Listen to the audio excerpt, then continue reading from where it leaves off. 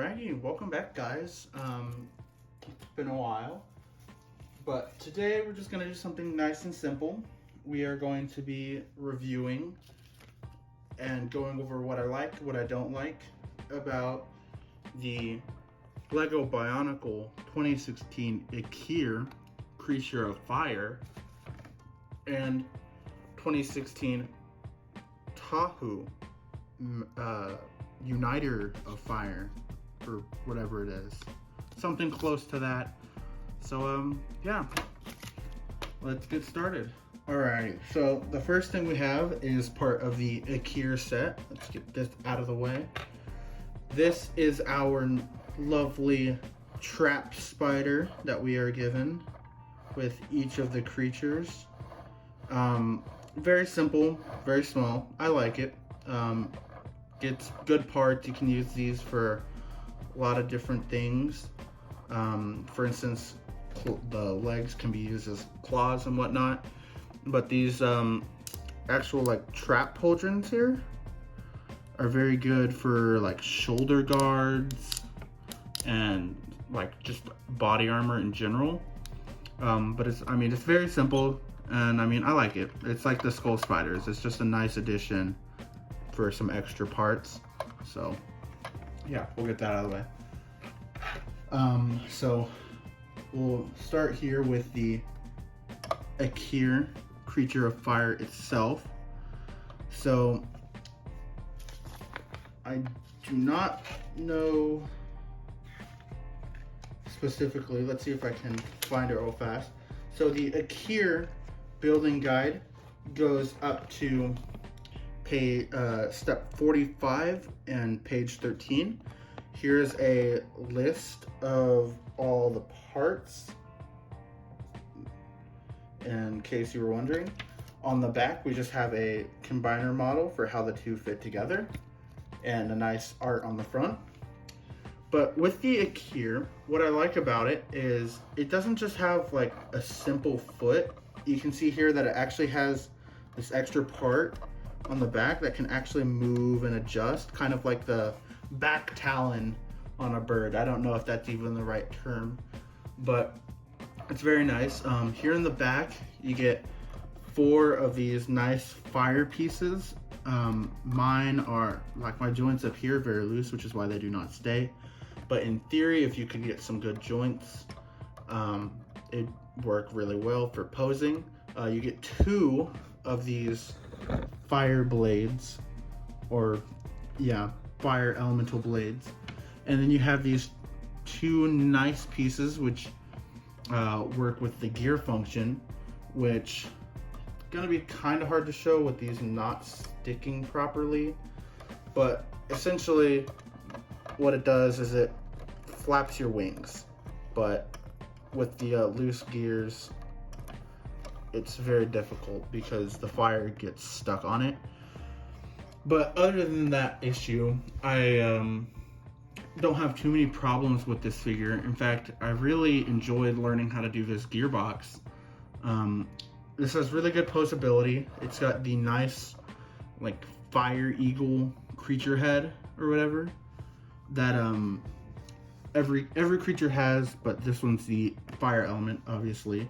So it's just very nice to see it in red with a slight hint of that gold here on the tip and around the back ear, if you can see here.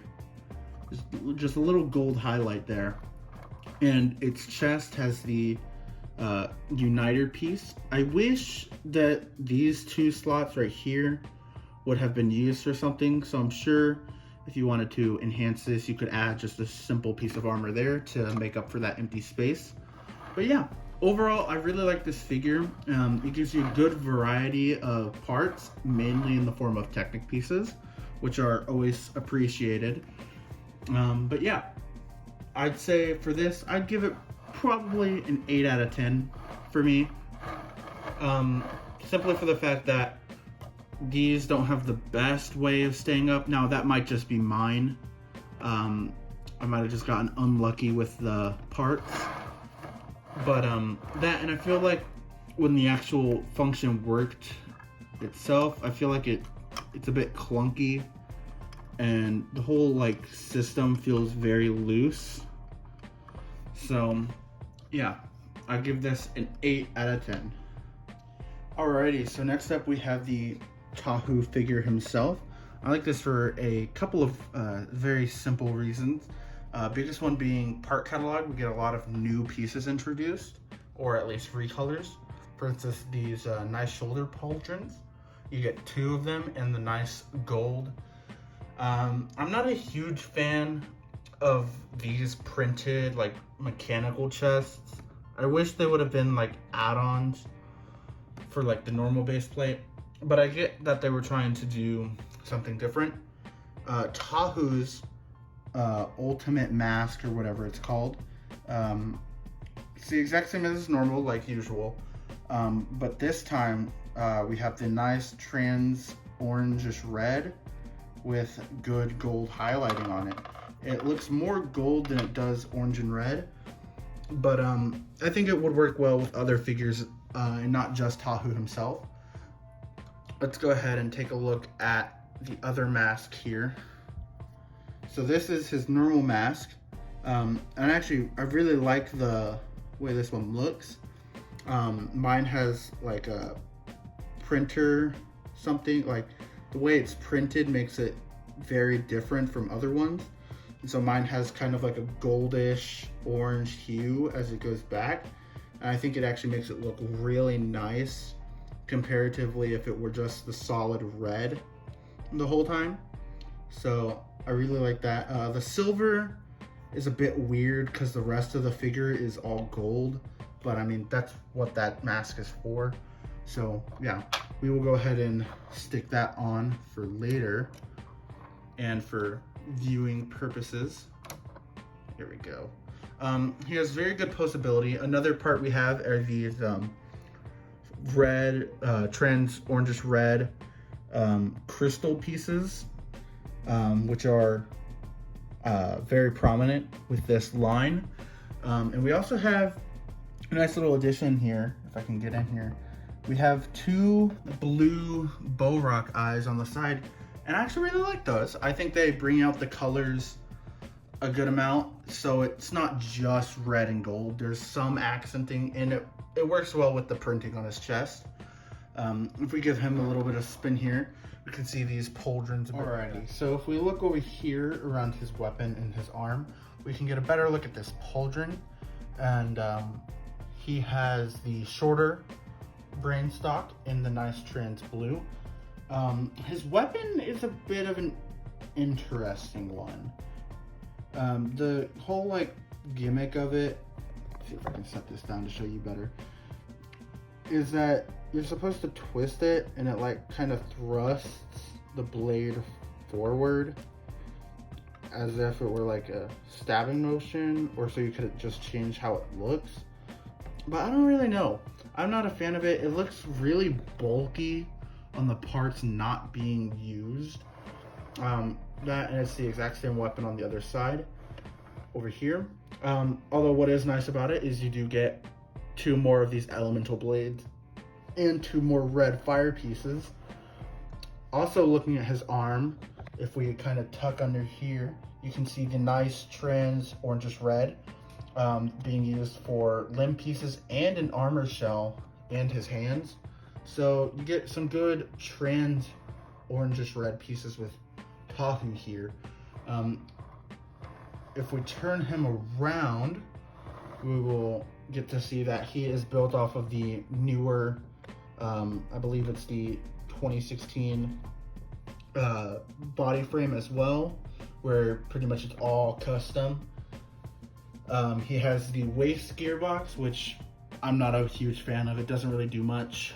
But here in the back, it's not just simply there. I like how they build it up like this, and these can actually be adjusted a little bit as well. But I think they look good just laying there. And then here is the uniting piece, which connects with the chest of Aqir here, which I will do off camera because I don't want it to fall over. Well, oh no, I'll be able to do it right now. So I'm going to go ahead and prepare Aqir by just setting everything back a little bit to give myself some space to add it on. And so how this works is you find those two slots, you line them up, and then boop, you just pop it on. Probably fix his leg here as well. And so now he has Aqir kind of as this big winged backpack. But if we turn it over to the front, like all the other creatures, the creature head is meant to fall down and kind of shell over the original mask, and you can use Aqir's action feature still to try and get the wings to flap a little bit, which, as you can see, works decently. Again, I just don't want to stress it too much and have it fall over. And then with the legs, you can really position them however you want, but for this example, I'm just gonna leave them where they are. And yeah, I think overall it's pretty good. I don't have too many complaints with it, other than I don't really like the weapon model itself. That's about it. I'd give this about a 9 out of 10, and overall I'd give the set around a 9.5 out of 10. So yeah, that's what I have to say about Tahu and Ikir from the 2016 line, I believe. So yeah, if you enjoyed, thank you all for watching, and I will see you guys next time. Peace.